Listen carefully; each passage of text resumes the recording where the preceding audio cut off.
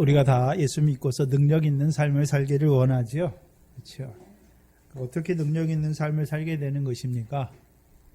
그리스도의 고난이 나와 무슨 상관이 있는 줄 알아야 되는 것이고, 그리스도의 부활하신 그 안에서 살아갈 때 우리가 능력 있는 삶을 살게 되는 것입니다.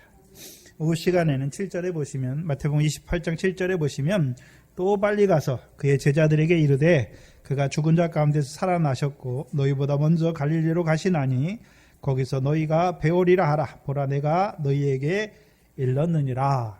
그래서 그 천사가 그 여자들, 십자가에 죽으신 예수님을 찾는 여자들에게 두 가지를 보여주죠. 두 가지. 첫 번째는요, 그가 말씀하신 대로 살아나신 거에 대해서 말씀해 주셨고, 그게 번개와 같고 그 옷이 눈같이 흰 그 천사를 통해서 그들에게, 부활하신 예수님께서 그들에게 어떤 의미가 있는지, 그들에게 뭘 이루어가는지를 나타내 주셨고, 오늘 본문 7절에는요 그들이 이제 그 여자들, 먼저 천사를 통해서 주께서 부활하신 것을 깨달은, 그렇죠? 그 형상이 번개 같고 그 옷이 눈같이 흰 그 천사들을 통해서 자기들에게 하신 말씀을 깨달은 그 여자들에게 이제 천사들이 뭘 해야 될지를 가르쳐 주지요. 그래서 제자들에게 가서, 빨리 누구에게 가라 말합니까? 그의 제자들에게 이르되, 그렇죠? 그가 죽은 자 가운데서 살아나셨고 너희보다 먼저 갈릴리로 가시나니 거기서 너희가 배우리라 하라. 그래서 천사를 봤잖아요. 그 형상이 번개 같고 그 옷이 눈같이 흰 천사들을 본 거는 자기들에게 이루시는 역사지요. 근데 이제 그 천사를 보고 그 천사를 통해서 자기들에게 이루신, 예수님이 부활하신, 말씀하신 대로 살아난 것을 깨닫는 그 여자들에게 이제 그 천사들이 뭘 해야 될지를 7절에 말씀하시죠. 두 가지죠. 두 가지. 빨리 먼저 제자들에게 가서 뭘 말해야 됩니까? 그가, 예수가 죽은 자 가운데서 살아나신 것을 말해야 되는 거죠. 그게 첫 번째예요. 그럼 그것만 말하면 됩니까? 두 번째는 또 뭘 더 말해야 됩니까? 너희보다 먼저, 그 제자들보다 먼저 어디로 가신다고요? 네, 갈릴리에 가시나니 거기서 너희를 배울 것이다. 그럼 너희도 어떻게 하란 말입니까? 제자들에게 가서, 제자들도 어디로 가란 말입니까? 갈릴리로 가란 말이죠. 두 가지를 말씀하시는 거예요. 그렇죠? 제자들에게 가서 예수님의 말씀으로, 그 천사들이 예수님의 말씀을 통해서 제자들에게 일러야 되는 말, 제자들에게 가르쳐줘야, 전해야 되는 것이 무엇입니까? 그가 부활하셔, 살아나신 것을 말해야 되는 것이고, 제자들보다 먼저 갈릴리로 갈 거니까 그 제자들도 거기서, 그 갈릴리에서 주님을 뵈야 되는 것을 말해야 되는 것이죠. 그래서 먼저 첫 번째, 그가 죽은 자 가운데서 살아나시는 것을 전하는 것에 대해서 우리가 복음서를 전체적으로 보면서 한번 봐야 되는데, 복음서를 전체적으로 보면 먼저 누가복음 24장 1절로 12절입니다.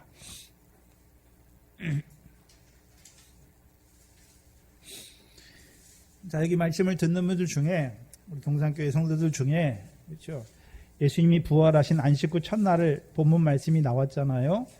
그러면 마가복음 찾아서, 또 누가복음 찾아서 그 부활의 안식 후 첫날에 이루신 역사, 요한복음 그 부활장을 찾아서 그걸 다 보고서, 예? 다 읽어본 사람 있습니까? 있나요? 그럼 손 들어보세요. 읽어보시면. 지금 이제 수요일날 사무엘상을 나가는데, 사무엘상을 쭉 읽어봤습니까? 안 나오시는 분들은 수요일날 뭐를 하는지도 모르죠. 예? 주를 통해서 하나님이 말씀을 계속 하시는데, 그럼 주일날만 말씀을 듣고 수요일날은 말씀을 안 들어도 되는 것입니까? 들어야 하는 것이죠. 여러분이 물리적인 시간이 안 되면, 그렇죠? 테이프나 아니면 이혜선 지사님이 카톡에 띄우던데 그거 받아서 들으셔야 돼요. 네? 들으셔야죠. 주의 종을 통해서, 저를 통해서 마태복음만 하는 게 아니라 사사기도 하고 금요일 강론도 하는데, 그렇죠? 들어야죠. 그리고 여러분이 이제 더 구해야 되는 게 무엇입니까? 하나님, 제가 소원이 있는데, 하나님 제 환경을 조금 좋게 하셔가지고 내가 하나님 말씀을 들을 수 있도록 주의 종을 통해서 말씀하실 때 내가 들을 수 있는 그 환경을 내게 좀 허락해 달라고 기도해야죠. 뭘 기도합니까? 네? 말씀을 들어야 내 믿음이 자랄 거 아닙니까? 그 말씀을 들어야 그 말씀에 합당한 생활로 말미암은 내 상과 영광이 더할 거 아닙니까? 네? 말씀 듣는 거는 소홀히 하고 뭐에 이렇게 바쁘십니까? 그리고 이제 우리 권사님들은 마태복음 28장 안 씻고 첫날을 나가면 마가복음에서는 안 씻고 첫날에 어떻게 기록해 놨는지, 누가복음에서 뭘 기록해 놨는지, 요한복음에서는 어떻게 기록해 놨는지, 왜 다르고, 그렇죠? 다 같은 게 아니에요. 다 다르단 말이죠. 왜 다른지를 병행본문을 자꾸 봐야 되는 것이죠. 거기까지 간 자가 있으면 주의 종이 얼마나 기쁘겠습니까? 하나님도 기뻐하실 것이죠. 마태복음 24장을 보시면 이게 똑같이 나오는데 5절에 보시면 여자들이 두려워 얼굴을 땅에 대니 두 사람이 이르되, 여기는 두 천사로 나와요. 마태복음은 천사가 한 명의 천사인데 여기는 두 천사죠. 이르되 어찌하여 산자를 죽은 자 가운데 찾느냐. 그렇죠? 여기 계시지 않고 살아나셨느니라. 갈릴리에 계실 때에 너희에게 어떻게 말씀하신 것을 기억하라. 이르시기를 인자가 죄인의 손에 넘기워 십자가에 못 박히고 제3일에 다시 살아나야 하리라 하셨느니라. 여기서는 천사가 뭘 말합니까? 예수님께서 살아계셨을 때 너희에게 무엇을 말했느냐? 인자가 죄인의 손에 넘기워 십자가에 못 박히고 제3일에 다시 살아나야 할 것을 너희에게 말씀하지 않았느냐? 그 말씀을 천사들이 이 여자들에게 딱 하니까 그 여자들이 8절에요. 저희가 예수의 말씀을 어떻게 했습니까? 기억하는 거, 기억하고. 그렇죠? 그럼 천사가 자기들이 알려주는 것이 아니라 예수님이 말씀했는데 그걸 잊어버리고 살아가는 거예요. 그들에게 천사를 통해서 예수님이 말한 것을 다시 기억하게 하는 거예요. 기억하게. 9절에 보면 무덤에서 돌아와 이 모든 것을 11사도와 모든 다른 이에게 고하니. 그렇죠? 이 여자들은 막달라 마리아와 요한나와 야고보의 모친 마리아라. 또 저희와 함께한 다른 여자들도 이것을 사도들에게 고하니라. 사도들은 저희 말이 허탄한 듯이 배어 믿지 아니하니라. 그럼 전했죠. 분명히 주께서 살아나신 것을 전했죠. 근데 저희가 믿습니까? 안 믿습니까? 안 믿잖아요. 그렇죠? 안 믿죠. 그러면 한번 생각해 봐야 돼요. 제자들이 왜 안 믿었을까요? 사도들에게 말했는데 저희가 왜 안 믿었을까요? 저희도 말씀을 들었잖아요. 그렇죠? 죽은 자 가운데서 제3일에 살아날 것이란 말씀을 들었잖아요. 그런데도 안 믿는 거예요. 근데 이 누가복음에서는 갈릴리로 가라는 말씀이 없어요. 특별히. 그렇죠? 갈릴리로 가라 하신 말씀이 없어요. 마가복음을 한번 보시죠. 마가복음 16장인데요.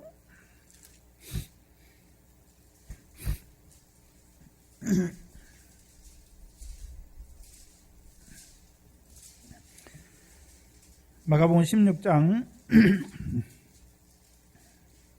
5절 이하에 보시면 무덤에 들어가서 흰옷 입은 한 청년이 우편에 앉은 것을 보고 놀라매. 여기는 천사를 뭐라고 말합니까? 한 청년으로 말씀해요. 청년이 이르되, 그렇죠? 놀라지 말라. 너희가 십자가에 못 박히신 나사렛 예수를 찾는구나. 그가 살아나셨고 여기 계시지 아니하니라. 보라, 그를 두었던 곳이라.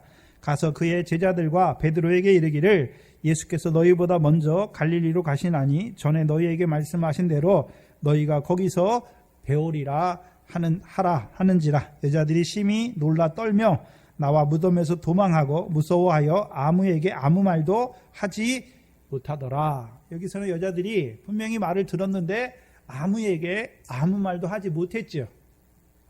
근데 8절 이하에 보시면 9절이죠.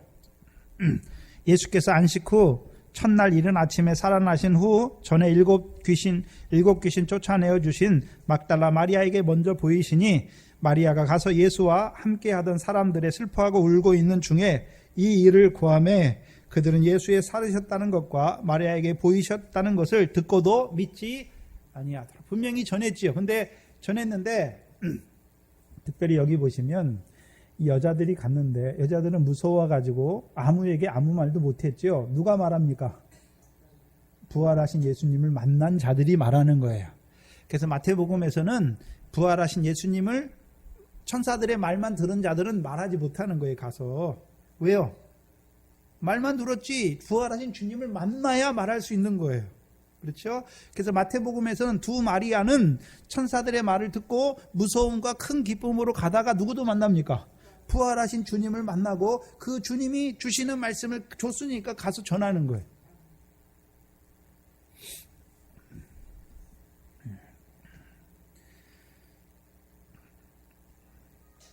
누가복음 16장 12절 13절도 보시면 그 후에 저희 중 두 사람이 걸어서 시골로 갈 때에 예수께서 다른 모양으로 저희에게 나타나시니 두 사람이 가서 남은 제자들에게 고하였으되 역시 뭐하지 않았습니까?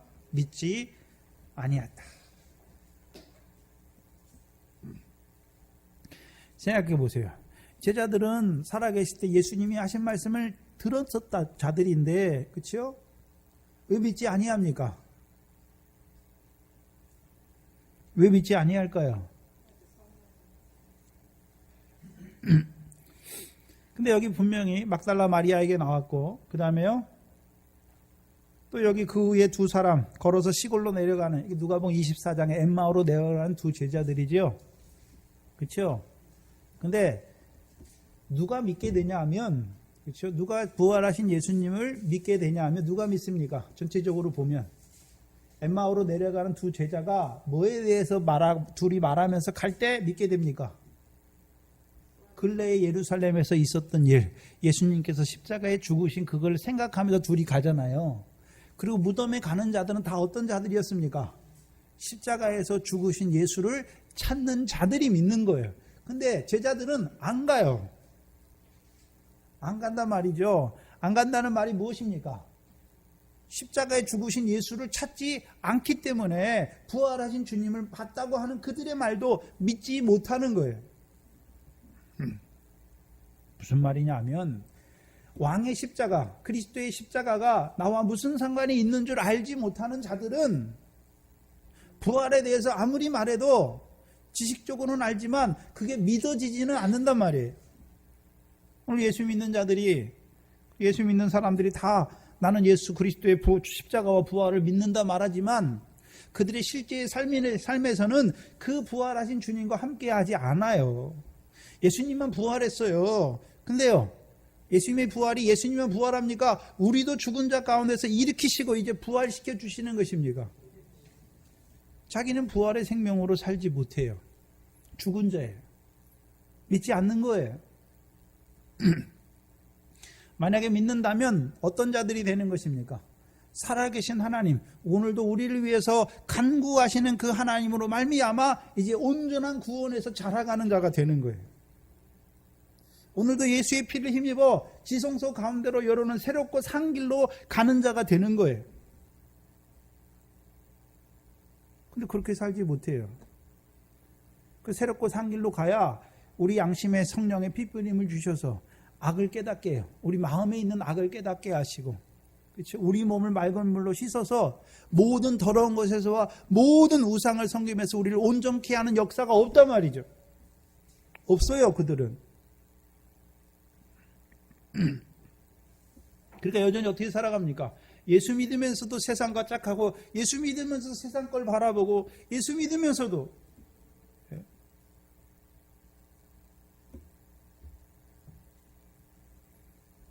이방인의 삶을 살아가게 되는 것이죠.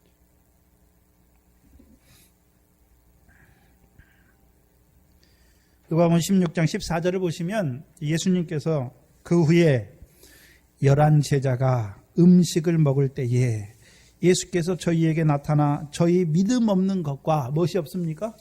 믿음이 없는 것과 저희의 마음이 뭐한 거요? 완악한 것을 꾸짖으시니 이는 자기의 살아난 것을 본 자들의 말을 믿지 아니함이라. 그럼 제자들이 어떤 자들이 되었습니까? 믿음이 없어요. 믿음이. 두 번째는요. 왜 믿음이 없는 자가 되었습니까?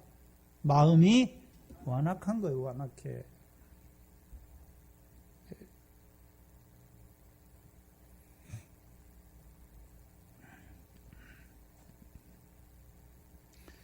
그러니까 믿지 않는 자가 되는 거예요. 오늘도 왜 부활을 믿지 않습니까?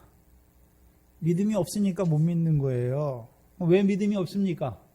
완악한 자가 됐으니까. 완악한 자가 됐으니까. 전한다고 다 믿는 게 아니에요. 네?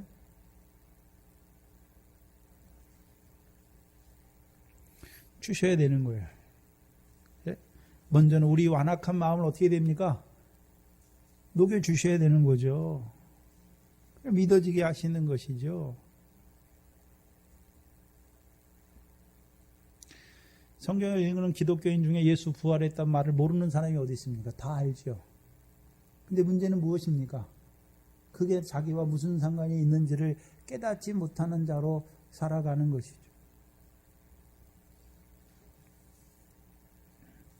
그래서 여러분이 그리스도의 부활을 증거할 때 증거한다고 다 믿는 게 아니에요. 그렇죠?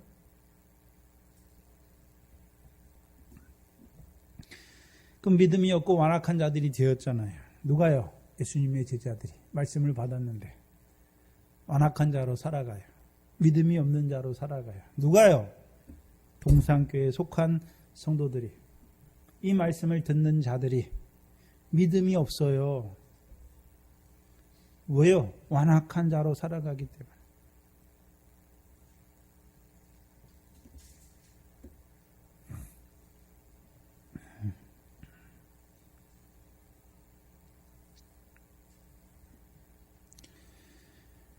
그래서 전한다고 다 믿는 게 아니에요.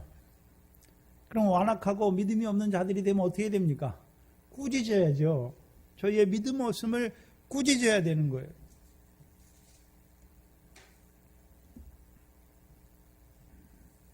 두 번째는요. 두 번째 전해야 되는 것이 무엇입니까? 너희보다 먼저 갈릴리로 가시나니 거기서 너희를 배울 것이다. 제자들에게 말해야 되는 것이죠. 근데 한번 생각해 봐야 되는데, 그럼 제자들이 살아계신 예수님 만났잖아요. 이제 만났어요. 그럼 제자들이 어디로 가야 됩니까? 갈릴리로 가야 되죠. 갈릴리로 가야 돼요. 누가복음 24장을 보시면 24장 36절에 보시면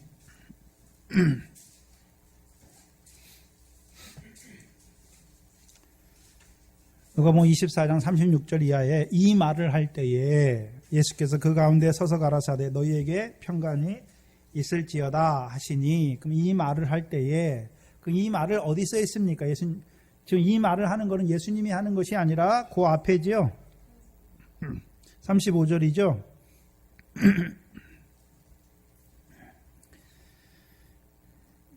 그럼 24장이 뭐냐면 예수님이 부활하셨고 이제 엠마오로 내려가는 제자들, 그 앞에 본문이 엠마오로 내려가는 제자들이에요. 그렇죠?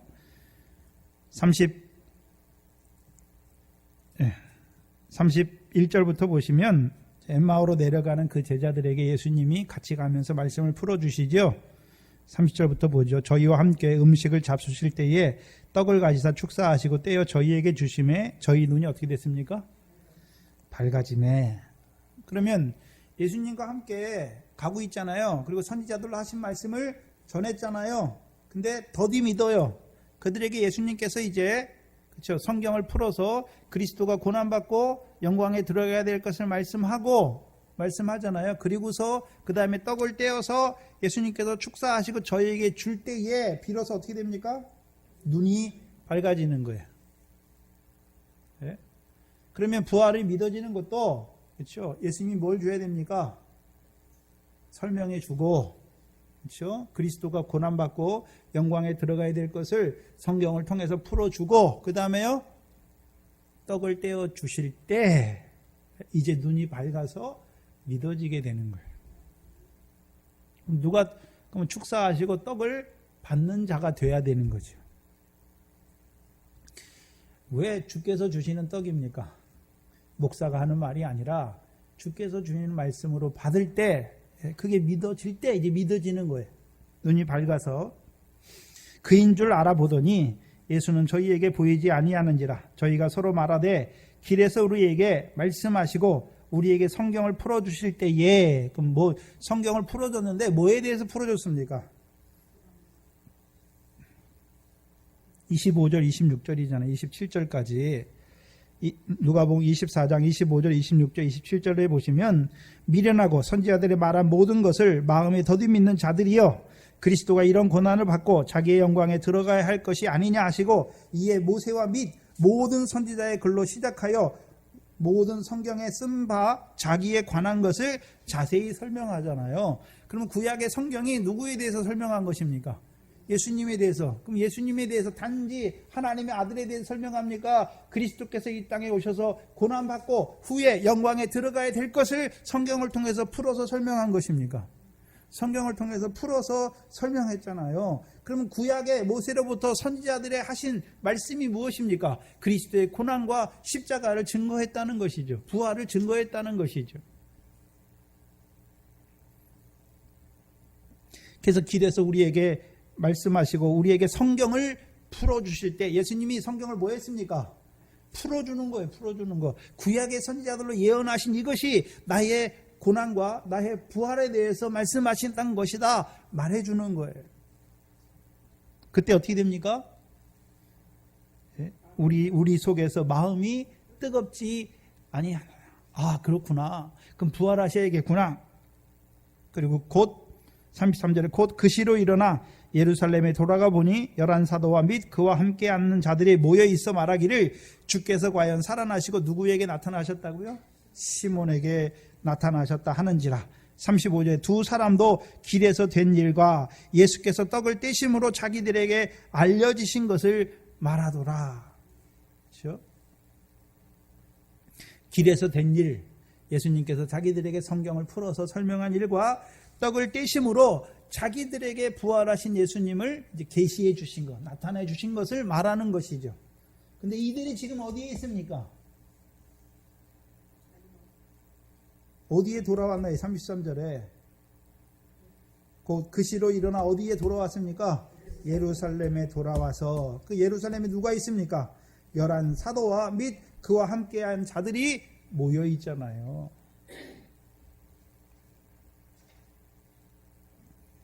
그러면 예수님이 부활하신 후에 또한 베드로에게도 나타났죠. 그리고 많은 사람들이 이제 나타난 걸 말했잖아요. 근데 그들이 지금 어디에 있습니까? 갈릴리에 가지 않고 어디에 있습니까? 예루살렘에 있어요. 예루살렘. 네. 그럼 36절에 오늘 누가복음 24장 36절에 이 말을 할 때에 그들이 예루살렘에 모여서 그렇죠? 두 사람이 이 말을 할 때에 예수께서 친히 그 가운데 서서 가라사대 뭐라 하십니까? 너희에게 평강이 있을지어다. 그럼 그들이 누굴 보게 됩니까? 이제 부활하신 예수님을 직접 보게 되는 것이죠. 요한복음 20장을 보시면 그 부활하신 예수님을 만난 게 다 다르게 기록한 다른 것이 아니라 누구를 초점으로 해서 기록하느냐가 다른 거예요. 요한복음 누구를 중심에 두고 기록했습니까? 막달라 마리아를 두고 마리아가 경험한 것을 가지고 쓰는 거예요. 19절에 보시면 이날 곧 안식구 첫날 저녁 때에 제자들이 유대인들을 두려워하여 모인 곳에 문을 닫았더니 예수께서 오사 가운데 서서 가라사대 너희에게 뭐가 있을지어다 말씀하십니까? 평강이 있을지어다. 그러면 요한복음 20장에서 제자들이 어디에 있는 것으로 보이십니까? 갈릴리에 있습니까? 예루살렘에 있습니까? 예루살렘에 있죠. 예루살렘에.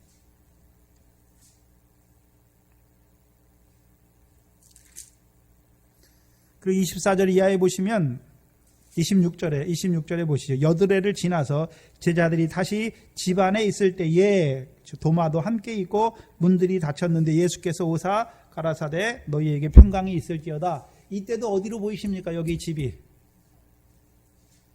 예루살렘이에요. 예루살렘. 그럼 왜 부활하신 주님을 만났는데 왜 갈릴리로 가지 않고 예루살렘에 있습니까? 심지어 누가복음 24장을 보시면 24장 50절 이하에 예수님이 승천할 때를 보여주시는데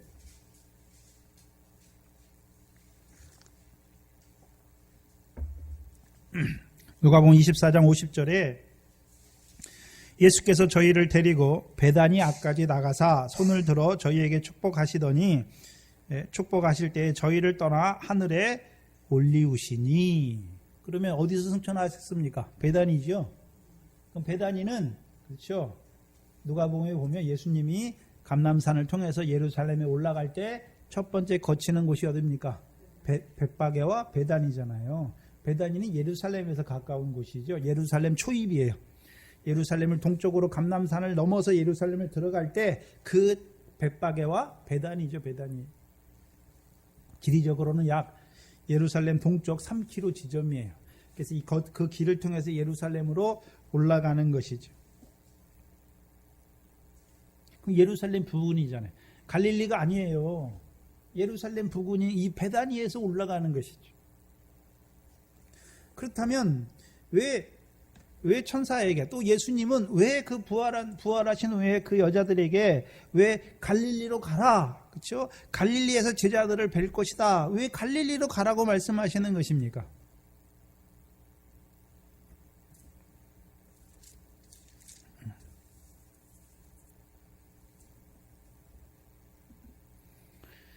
마태복음 28장 16절 이하죠.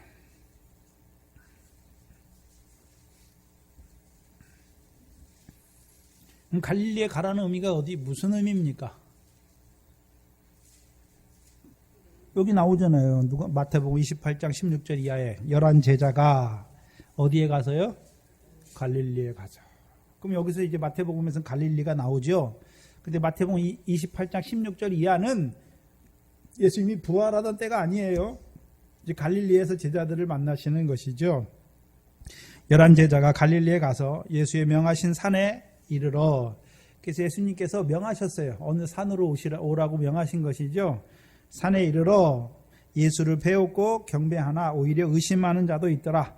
예수께서 나와 일러 가라사대 하늘과 땅의 모든 권세를 내게 주셨으니 그러므로 너희는 가서 모든 족속으로 제자를 삼아 아버지와 아들과 성령의 이름으로 세례를 주고 내가 너희에게 분부한 모든 것을 가르쳐 지키게 하라. 볼지어다 내가 세상 끝날까지 너희와 항상 함께 있으리라 하시니라. 그럼 여기는 갈릴리는 누가 가는 것입니까? 아무나 가는 것입니까? 11 제자만 가는 것입니까? 제자지요. 근데 11 제자들은 어떤 제자들입니까? 예수님이 부활하신 예수님을 만나지 못한 자들입니까? 부활하신 예수님을 만난 제자들입니까? 그렇죠. 11 제자들은 이제 부활하신 예수님을 만난 제자들이죠. 그럼 제자들에게 왜 갈릴리에서 볼 것을 말씀했습니까? 그럼 이 갈릴리에서 예수님이 뭐 하십니까? 하늘과 땅의 모든 권세를 받으셨잖아요. 받으셨으면 예수님의 권세는 누구에게 주시는 것입니까? 제자들에게 주시기 위해서. 왜 갈릴리로 가라 하셨습니까? 하늘과 땅의 모든 권세를 이제 누구에게 주십니까? 제자들에게 주시기 위해서. 왜 주십니까? 제자들에게 주시는 목적이 무엇입니까? 그렇죠. 먼저는 모든 족속으로 뭐를 삼아요? 제자를 삼아. 두 번째는요, 아버지와 아들과 성령의 이름으로 세례를 주고, 세 번째는요, 그들에게 내가 분부한 모든 것을 가르쳐 뭐 하게 하려고요? 지키는 자로 세우려고. 사명을 주는 거예요. 사명을.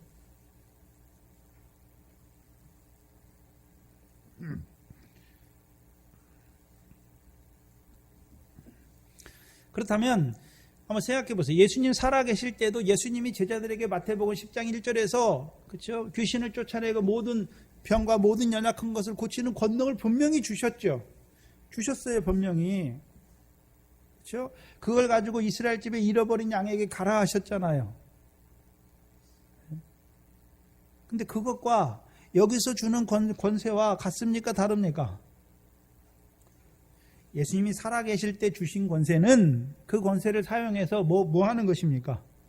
그 표적을 행하는 거예요. 예수가 그리스도임이 믿어지게 하는 거예요. 믿어지게. 그렇죠? 그럼 여기서는 이제 하늘과 땅의 모든 권세를 받으신 주께서, 그렇죠? 그럼 예수님이 땅의 권세는 이미 살아계실 때 갖고 있었잖아요. 그럼 하늘의 권세는요? 부활하신 다음에 가지신 권세죠.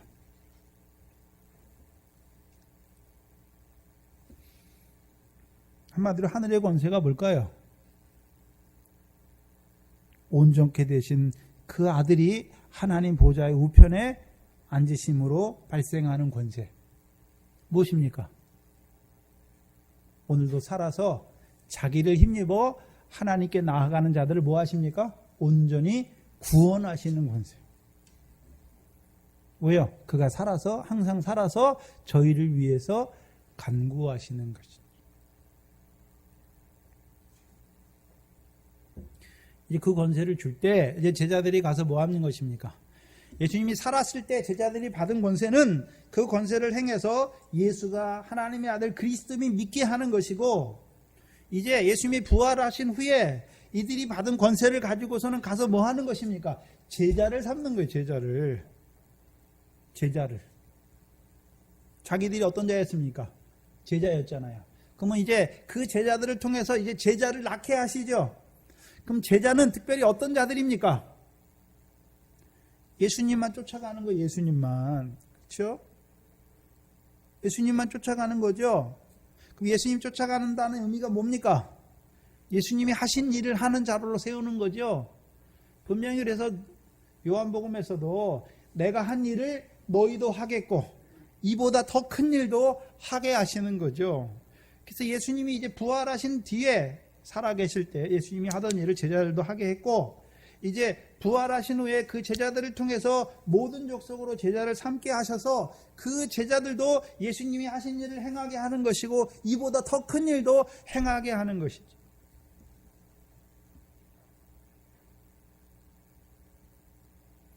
그래서 제자가 제자를 낳는 거예요. 그럼 여러분도 제자 맞습니까? 네? 제자 맞나요?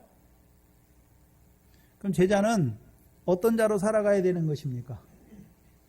예수님을 따라가야 되는 거죠. 아버지와 아들과 성령과 아들의 이름으로 세례를 받는 것이고 분부한 모든 것을 지키는 자가 되어야 되는 거죠. 예수님께서 제자들을 통해서 분부한 것을 제자들이 가르쳤을 것이고 그 분부한 것을 가르쳐 지키는 자가 되게 하는 거예요. 지키는 자.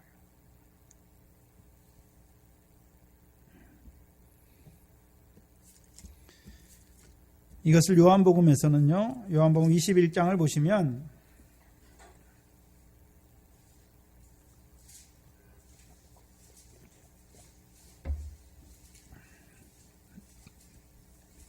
요한복음 21장 보시면 그 후에 21장 1절 이하에 그 후에는 언제입니까? 예수님께서 이제 제자들에게 나타났어요. 그래서 너에게 평강이 있을지어라 평강이 있을지 3번 말씀하시고 그 후에 예수께서 어디 바다입니까? 디베라 바다에서 또 제자들에게 자기를 나타내셨으니 나타내신 일이 이러하니라. 그럼 디베라 바다는 왜 디베라라고 말할까요? 갈릴리 바다를 다른 말로 뭐라고 말합니까? 게네사렛 호수라고도 말하고 그 다음에 다른 말로요? 디베랴 바다라고 말하는 거예요. 디베랴 바다. 우리가 갈릴리 호수가 있잖아요. 근데 갈릴리 호수는 그렇죠? 갈릴리 서편은 요단 서편과 연결되어 있는 땅이고 동편은 이 호수가 크잖아요. 요단강을 사이에 두고 있으니까 동쪽과 서쪽이 있어요. 그렇죠? 그래서 요단 서편에 있어. 이 디베라는 요단 서편에 있는데 갈릴리는 요단 서편에 이렇게 만약에 갈릴리호수를 이렇게 놓으면 요단 서편하고 경계해서 갈릴리하고 베다니는 다 위쪽이에요. 상부 갈릴리에 위쪽에 북쪽에 갈릴리고 이 베다니는요 남쪽에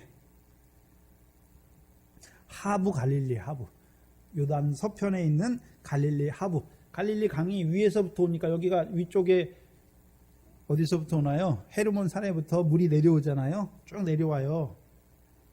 그래서 처음에 오는 데가 갈릴리예요. 그 지역이. 그러니까 갈릴리 바다의 북쪽에 맨 시작이고 밑에 이제 물이 다시 사해로 빠져나가는 그 밑에 부분에 있는 게 디베라예요. 디베랴.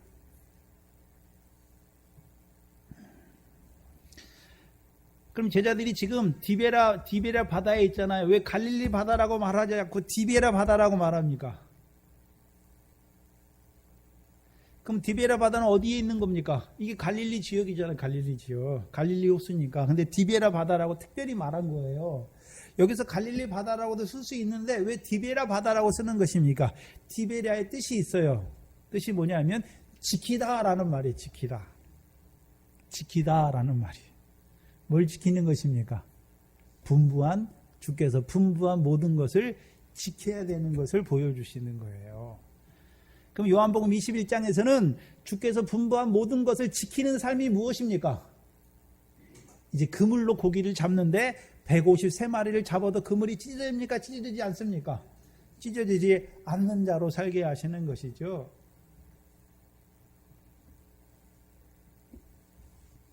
그렇죠? 다른 말로 뭡니까? 왜 153마리입니까? 창세기부터 민수기까지가 153장이에요. 그게 뭘 말씀하는 것입니까? 하나님이 천지를 창조하시고 이스라엘 백성을 불러서 그들에게 율법과 계명을 주셔서 그들로 하나님의 백성으로 살게 하시죠. 근데 구약에는 율법을 자기들이 지킬 수 있습니까? 없습니까? 없죠. 근데 신약에서는요. 지키게 돼요. 어떻게 해요? 사랑으로 율법을 이루는 자의 삶을 살게 되시는 거죠. 근데 누구 안에서요? 부활하시는 예수님 안에서. 그래서 부활하신 예수님이 오늘도 하나님 보좌 우편에서 하시는 일이 뭡니까? 자기를 힘입어 하나님께 나아가는 자들을 온전히 구원하는 거예요. 그럼 우리가 온전한 구원, 우리의 온전한 구원이 무엇입니까? 사랑으로 율법을 이루는 거예요. 율법 주신 목적이 계명을 주신 목적이 무엇입니까? 십계를 주신 목적이 뭔가요? 네? 십계를 주신 목적이 뭐죠? 하나님의 소유된 백성, 제사장 나라, 거룩한 백성으로 살게 하려고. 이 거룩한 백성의 삶을 사는 거예요. 거기서 거룩은 미래 결실하는 거룩이 아니라 형제를 사랑하는 거룩이죠.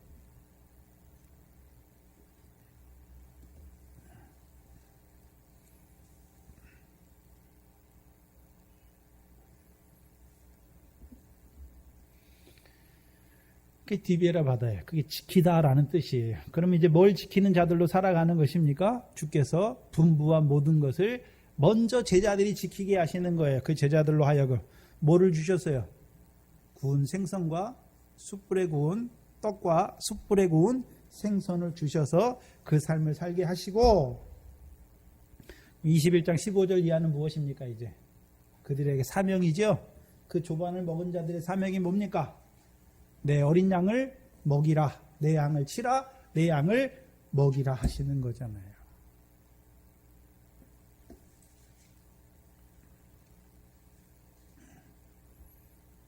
그게 제자들에게 주신 사명이에요. 그러면 내 양을 먹이고, 내 어린 양을 먹이고, 양을 치고, 내 양을 먹이는 역사가 뭡니까? 그들을 이제 불러서 믿음이 어리니까 먹여서 자라게 하는 것이고, 자란 자를 치는 것이고, 치는 자들을 이제 다시 먹이는 것이죠. 그 말을 다른 말로 바꿔서 말하면요. 마태복음 구조로 바꿔서 말하면 어떤 말입니까? 제자를 삼고 내가 너희에게 분부한 모든 것을 그들에게 가르쳐 그들도 뭐하게 하라고요? 지키는 자가 되게 해라. 그게 디베라 바다예요. 그 왜 갈릴리로 가라 하시는지 아시겠죠? 지키게 하시는 것이죠. 다음 시간에 더 자세히 할 겁니다. 오늘 본문에 와서 다시 와서 보시면 9절에 보시면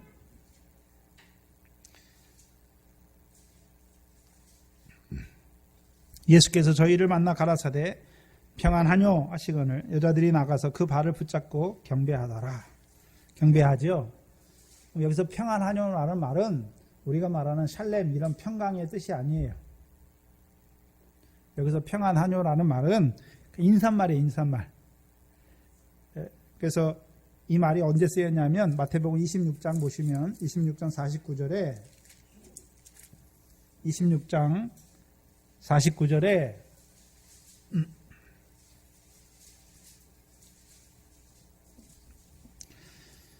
곧 예수께 가룟 유다가 예수께 나와 랍비여 뭐라고 말합니까? 안녕하십니까? 이 단어예요. 이 단어. 우리가 말하는 평안 에이렌의 샬롬이라는 뜻이 아니라 그렇죠? 여기서는 안녕하십니까? 그냥 인사말이 인사말. 그래서 성경에 내가 문안하노라 말할 때 그 문안이 다 이 단어예요. 그래서 문안이란 인사를 말할 때에는 히브리어에는 카이로라는 동사인데 기뻐하다, 즐거워하다, 기쁘십니까? 즐겁습니까? 이런 식으로 우리나라 말은 우리나라 인사말 어떻습니까? 옛날에 하도 우리가 밥을 못 먹었으니까 그렇죠? 인사할 때 뭐라 그럽니까? 식사하셨습니까? 밥 먹으면 행복한 거잖아요. 기쁜 거잖아요. 평안한 거잖아요. 그게 왜요? 우리나라 농경 문화인데 그렇죠? 자식도 많은데 옛날에 농사 기술이 없으니까 온 사람들이 먹을 만한 곡식을 못 줬잖아요. 그리고 대부분의 그 양반 한 7%에서 10% 되는 양반이 땅을 다 가지고 있잖아요. 나머지는 다 소작농이잖아요. 거의 5대5, 심한 데는 뭐 7대3. 그 땅 주인이 7을 가져가고 소작농이 3을 가져가니까 소작농은 항상 어떻습니까? 굶주리는 거죠. 굶주리는 거죠. 근데 지금 한국도 똑같아요. 예? 거의 10%의 사람이 부의 80%, 90%를 다 가지고 있으니까 나머지 사람들은요. 예, 허덕허덕하지요. 그게 좋은 나라가 아니에요. 그러니까 우리나라도 옛날 인사말이 다 뭡니까? 식사하셨어요. 근데 요즘엔 이제 먹고 사는 건 다 먹고 살잖아요. 요즘에는 이제 인사할 때 뭐 식사하셨어요 그러면 옛날 말이잖아요. 그렇죠? 요즘엔 잘 주무셨습니까? 네? 그렇지 않아요. 대부분이. 별일이 없냐 이 소리죠. 네? 별일이 있으면 힘드니 잠을 못 자니까 별일이 없냐 이런 말이잖아요. 요즘에 먹는 인사를 안 하잖아요. 잘 대부분이. 뭐라 그럽니까? 네? 댁내 두루 평안하십니까? 또 하는 일이 잘 되십니까? 그렇죠? 인사말이 바뀌잖아요. 시대에 따라 바뀌는 거예요. 상황에 따라서 문화에 따라서. 그럼 히브리 인사는 네? 즐거우십니까? 그런 표현이에요. 근데 히브리인들은 기뻐하고 즐거워하는데 누구 때문에 기뻐하고 즐거워합니까? 하나님이 주셔야 기쁨이 있는 거예요. 하나님 백성이니까 하나님이 주시는 기쁨이 있냐 이런 소리예요. 인사할 때. 그래서 이 인사라는 단어가 있죠. 그렇죠. 우리가 이제 요한일서도 보면 이단을 한번 경계한 후에 인사도 하지 말라 할 때 그 인사라는 단어가 다 문안, 인사 이게 다 이런 단어예요. 이 단어로 썼단 말이죠. 그럼 예수님이 그들에게 인사하는 거죠. 네? 네? 그걸 더 의미적으로 말하면 너희가 천사의 소리를 천사의 말을 듣고 가는데 기쁘냐 하는 소리예요. 근데 여자들이 어떻게 합니까? 이제 나가서 그 발을 붙잡고 뭐 합니까? 경배하죠. 경배. 생각해 봐야 돼요. 왜 예수님의 발을 붙잡았을까요? 네? 근데 요한복음에서는 그 막달라 마리아에게는 나를 만지지 말라. 내가 아직 아버지께 올라가지 못했다라고 말하잖아요. 근데 여기는 또 이 여자가 막달라 마리아도 있잖아요. 두 명의 여자니까 막달라 마리아가 예수님의 발을 어떻게 합니까? 발을 붙잡잖아요. 분명히. 근데 왜 요한복음에서 붙잡지 말라 말하는 것입니까? 나를 만지지 말라 말하는 것입니까? 거기는 요한복음 7장에 그 초막절 명절하고 연결되어 있어요. 그렇죠? 나를 믿는 자는 그 배에서 영생하도록 솟아나는 생수가 흐를 것이다 말씀하시고 이는 저희의 받을 성령을 말한 것이다. 근데 아직 인자가 영광을 받지 아니함으로 성령을 받지 못했다라는 개념에서 요한복음에서는 막달라 마리아가 그런 의미에서 연결되는 것이고, 근데 마태복음에서 분명히 막달라 마리아가 어떻게 했습니까? 예수님의 발을 어떻게 했습니까? 붙잡고 그 아래서 경배했잖아요. 그래서 경배한다는 것은 히브리 문화에서, 그렇죠? 어떤 사람이 가서 누구의 발을 붙잡고 엎드려 경배한다는 것은 복종의 표시예요. 복종의. 또한 그 발 아래 앉는 것, 그 발 앞에 엎드리는 것이나 그 발 앞에 앉는 것은 내가 당신의 종입니다, 이 소리예요. 말씀하십시오, 내가 듣겠습니다, 이런 소리예요. 복종한다는 말이에요. 그래서 예수님 살아계실 때 특별히 이 마가복음에서는 야이로가 자기 딸 때문에 예수님의 발 아래 엎드려요.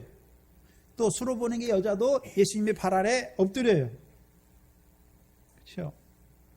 그래서 마태복음에서도 15장에 보면 그 산에서 사람들이 소경과 절뚝벌의 여러 병자를 데려다가 예수님의 발 앞에 두는 거예요. 예수님 살아계실 때도 예수님의 발 앞에 엎드려요. 왜요?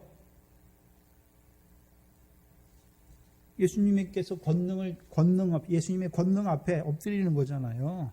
왜요? 주께서 내 딸을 낫게 해주시기를 구하는 거죠. 근데 오늘 본문은 살아계신 예수님입니까? 죽었다가 부활하신 예수님의 발을 붙잡는 것입니까? 부활하신 발을 붙잡는 거예요. 계시록 1장 15절이죠.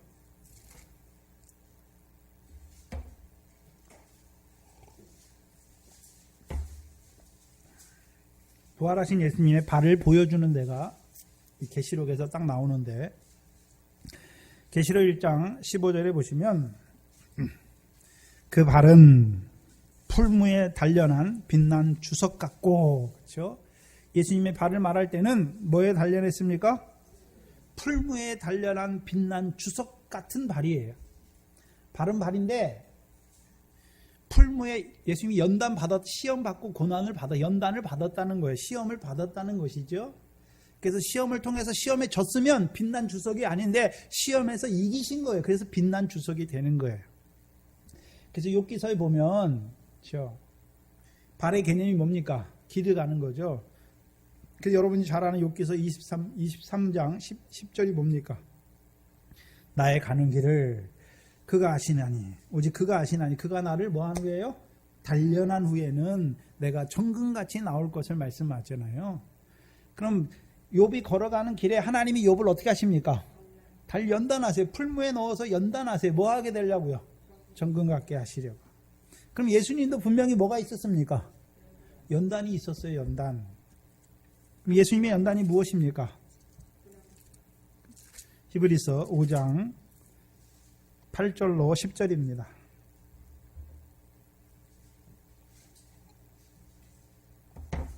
히브리서 5장 8절로 10절이에요.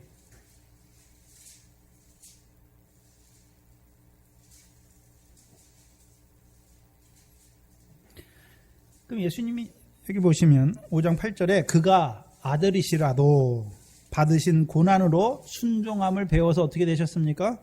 온전하게 되셨은즉. 그럼 예수님이 아들이지만 뭘 받으셨습니까? 고난 받았죠. 여기서 고난은 어떤 고난을 말합니까? 히브리서에서 고난이요. 히브리서 2장 9절에 그렇죠? 죽음의 고난 받으심으로, 그렇죠? 영광과 존귀로 관쓰신 거죠. 예수님이 십자가에서 죽으신 것이 뭐라고 말하는 것입니까? 고난을 받으신 것이죠. 그 고난을 받으시고 실패했습니까? 이제 고난을 통해서 순종함을 배워서 온전케 되셨습니까? 온전케 되셨다는 말은 무엇입니까? 이제 그렇죠. 존귀와 영광과 존귀로 관쓰셨잖아요. 부활하신 예수님을 말씀하는 것이죠. 그래서 히브리서 7장 28절에 율법은 약점을 가진 사람들을 제사장으로 세웠거니와 율법 위에 하신 맹세의 말씀은 시험을 받아서 순종함을, 그 시험과 고난을 통해서 그 연단을 받으시고 순종함으로 온전케 되신 아들을 세우신 거예요. 뭐로요? 제사장으로. 그래서 온전케 되신 아들이에요. 근데 그 아들이 8장 1절에 어디에 올라가셨습니까? 하늘의 참송소에 들어가서 우리를 위해서 대제사장으로 섬기시는 것이죠.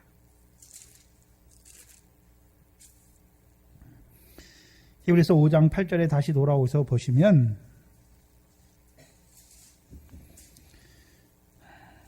그가 아들이시라도 받으신 고난으로 순종함을 배워서 온전케 되셨은즉, 온전케 되셨는데 그게 우리하고 무슨 상관이 있습니까? 자기를 그 온전하신 아들을 순종하는 모든 자에게 뭐가 되셨습니까? 영원한 구원의 근원이 되시고 하나님께 멜기세덱의 반차를 쫓는 대제사장이라 칭함을 받는 거예요. 그렇다면 자, 멜기세덱 반차를 쫓는 대제사장이 되셨죠. 온전케 되셨는데 대제사장이 되셨는데 히브리서 6장 20절입니다. 20절을 보시면 20절에 그리로 앞서 가신 예수께서 멜기세덱의 반차를 쫓아 영원히 대제사장이 되어 우리를 위하여 들어가셨다라고 봐죠. 들어가셨다. 어디로 들어가셨습니까? 히브리서 9절에서는 저의 육처로 뭐를 찢으시고요? 휘장을 찢으시고 그 안으로 들어가셨죠. 그럼 그 안에는 뭐가 있습니까? 법궤가 있죠. 법궤가. 그렇죠? 그러면 자, 예수님께서 죽으시고 나서 진짜 휘장을 찢고 그 법궤가 있는 성전, 진짜 육신의 성전인 거기에 들어가셨습니까? 하나님의 성전에 들어가신 것입니까? 하나님 보좌 우편에 올라가신 거예요. 그게 들어가신 거예요.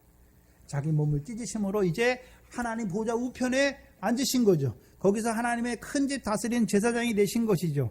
그러면 예수 그리스도만 들어갑니까? 이제 우리를 그 길로 인도하시는 것입니까? 우리를 그 길로 인도하시는 거죠. 그러면 그 길로 인도한다는 의미가 뭡니까? 자기를 힘입어 하나님께 나아가는 자들을 온전히 구원하시는 역사예요. 구원하시는 거예요.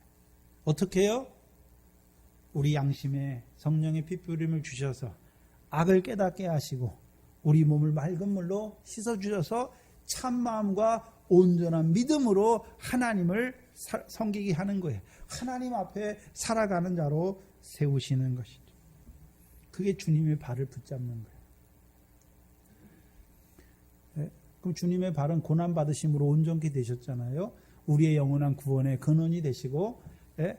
우리로 휘장 가운데 들어갔잖아요. 그러면 주님이 그 고난을 통해서 걸어가신 그 길로 누구도 가는 것입니까?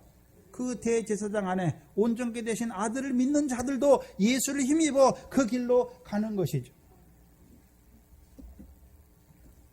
그게 발을 붙잡는 거예요.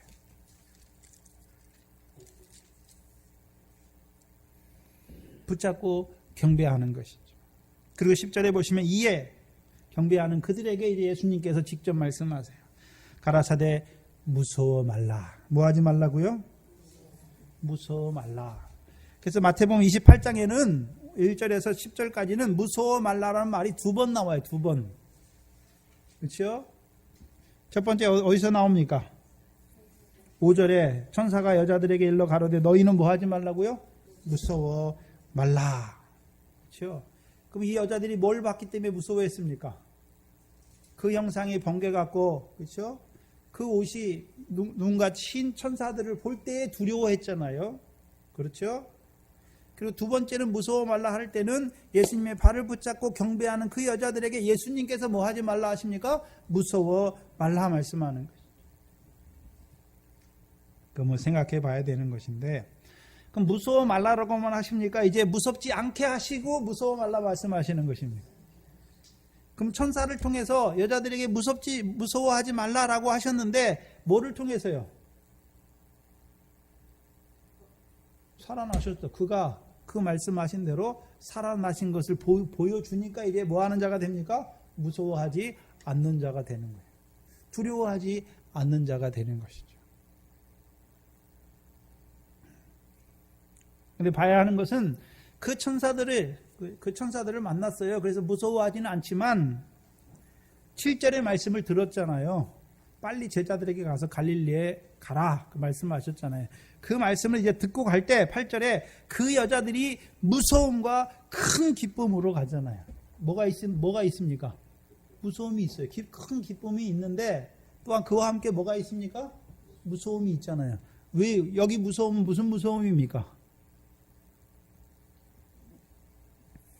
아직 예수님 봤습니까? 못 봤습니까? 못 봤잖아요. 또요.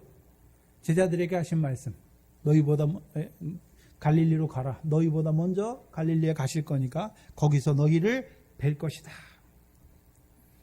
그 말씀이 뭔지 모를 때, 자, 우리가 언제 두려워합니까? 깨닫지 못할 때. 네? 분명히 천사를 봤는데 두려워하잖아요. 오히려 기뻐해야 되는데 두려워하잖아요. 마리아도 제일 처음에 천사가 딱 오잖아요. 예? 내가 하나님께 은혜를 입었다 그러니까 마리아가 뭐 합니까? 두려워해요. 근데 천사를 통해서 하나님이 이루시를 말씀해 주니까 두려움이 없고 이 마리아가 뭐라 그럽니까? 찬송하잖아요. 찬송. 그렇죠?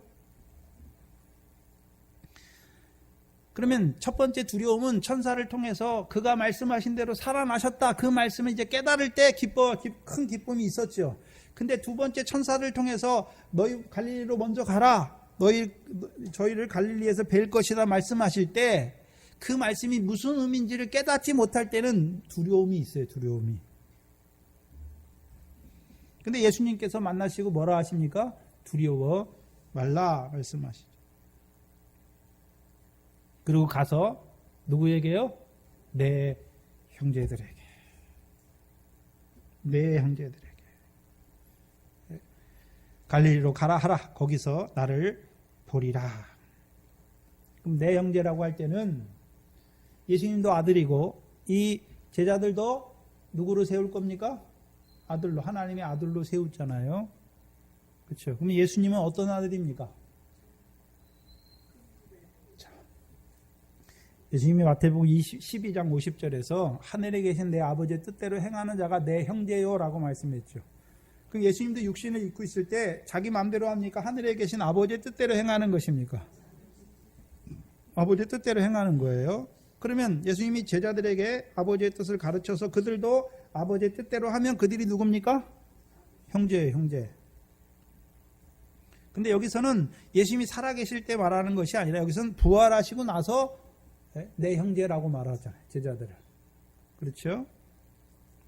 그럼 부활하신 하나님의 아들은 그렇죠? 우리가 히브리서 7장 25절에 그가 자기를 힘입어 하나님께 나아가는 자들을 온전히 구원하시느니 이는 저가 항상 살아서 저희를 위해서 간구하시는 아들이죠. 그래서 히브리서의 아들을 말할 때에는 이 땅에 오신 아들, 십자가에 죽으신 아들이 아니라 이제 부활하셔서 하늘 보좌 우편에 앉으셔서 오늘도 우리를 위한 영원한 대제사장이 되든 온전케 된 아들이 되어서 오늘도 우리를 위해서 우리를 온전히 구원하기 위해서 항상 살아서 우리를 위해서 간구하시는 그 아들이에요. 아들. 그러면 그 아들과 함께하는 형제는 어떤 형제가 되는 것입니까? 그 아들을 힘입어 자기들도요 휘장 가운데로 열어놓으신 그 길을 가는 하나님의 아들이 되는 것이죠.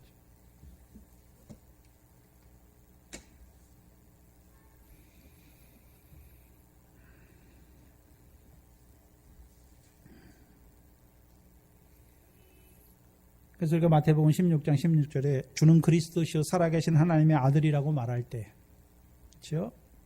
분명히 아들이라고 고백했잖아요. 근데 거기서는 살아계신 하나님의 아들이에요. 그렇죠? 살아계신 하나님의 아들이죠. 근데 그거는 베드로가 말한 게 아니라 하나님이 알게 하신 거죠.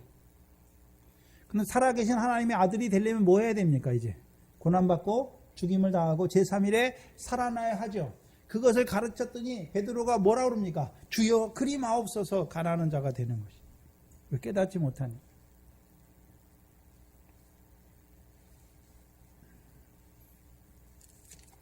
히브리서 2장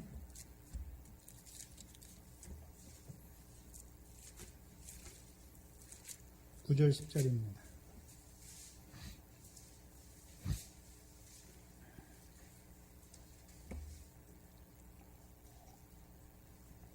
9절에 오직 우리가 천사들보다 잠깐 동안 못하게 하심을 입은 자 곧 죽음의 고난 받으심을 인하여 영광과 존귀로 관쓰신 예수를 보니 이를 행하심 하나님의 은혜로 말미암아 모든 사람을 위하여 죽음을 맛보려 하심이라. 그럼 죽음을 맛보시고 끝났습니까? 그 죽음을 통해서 영광과 존귀로 관쓰셨습니까? 영광과 존귀로 관쓰셨죠. 그 하늘에 앉아 계신 영광과 존귀의 관을 쓰고 하늘에 앉아 계신 예수를 말하는 거예요. 하나님의 아들을 말하는 것이죠. 10절에 보시면 만물이 인하고 만물이 말미암은 자에게는, 그렇죠? 그로 말미암아 만물이 지음 받았고 그가 만물을 정결케 하시고, 그렇죠? 많은 아들을, 그러면 온전케 되신 영광과 존귀로 간쓰신 하나님의 아들이 하는 일이 뭡니까? 많은 아들을 이끌어 어디에 들어가게 하십니까? 영광에 들어가게 하시는 거예요. 그럼 영광과 존귀로 쓰신 그 아들 안에서 살아가는 아들들도 어떤 자가 되는 것입니까? 영광에 이르는, 영광의 부자 우편으로 인도함 받는 아들이 되는 것이죠.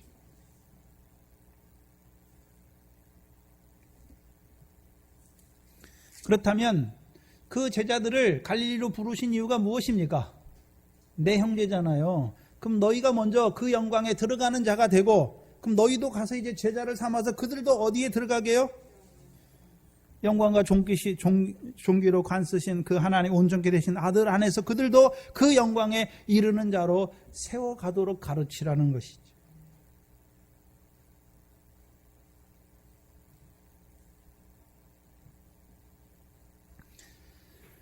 그걸 위해서 갈릴리로 가라 하시는 것이죠.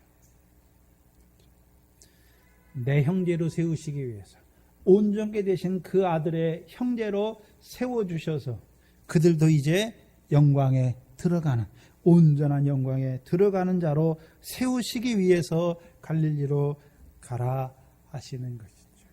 그걸 볼 때에 이제 무서움이 없어지는 거예요.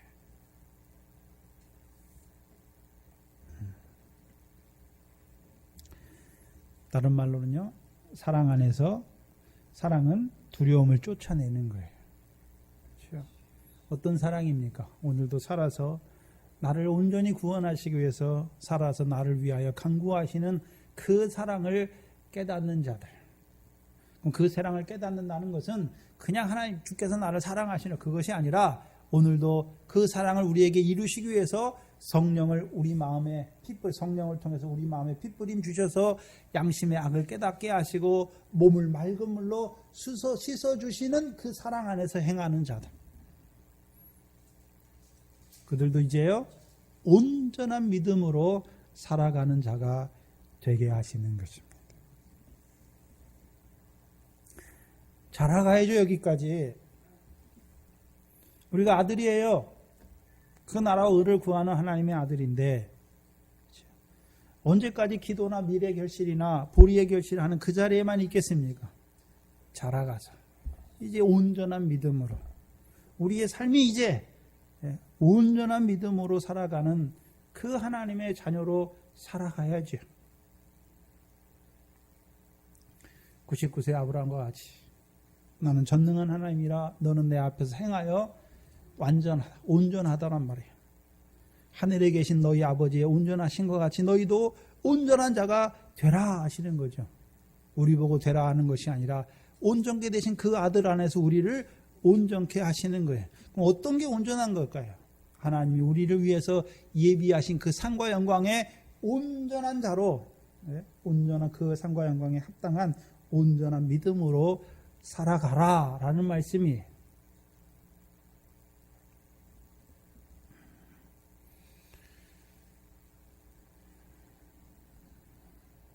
영원한 때 처음부터 약속하신 그 영생을 우리에게 이루어 가시는 것이죠. 이제 저와 여러분이 이제 십자가에 우리를 위해서 죽으신 그 제사장만 보는 것이 아니라 오늘 살아서 하나님 보좌 우편에 우리를 위하여, 우리를 온전히 구원하시기 위하여, 우리를 위하여 간구하시는 그 제사장의 기도 안에서 살아가는 우리가 되어야 되는 것이죠. 살아갈 때 우리에게 성령의 피부림을 통하여 양심의 악을 깨닫게 하시고 우리의 몸을 맑은 물로 씻어서 이제 참마음과 온전한 믿음으로 하나님을 섬기는 자로, 그 하나님 앞에 살아가는 자로 살게 하실 것입니다. 기도하겠습니다.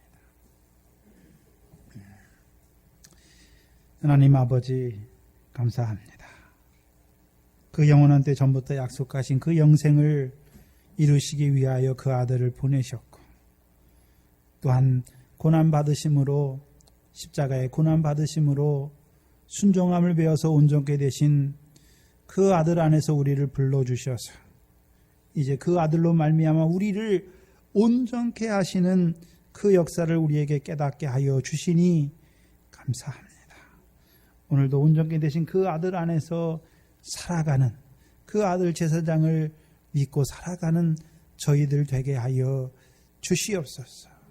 이제 그리함으로 우리가 늘 참마음과 온전한 믿음으로 하나님 앞에 살아가는 우리의 복된 남은 인생들이 되게 하여 주시옵소서. 감사하며 예수님의 이름으로 기도하옵나이다. 아멘. 찬송가 350장입니다.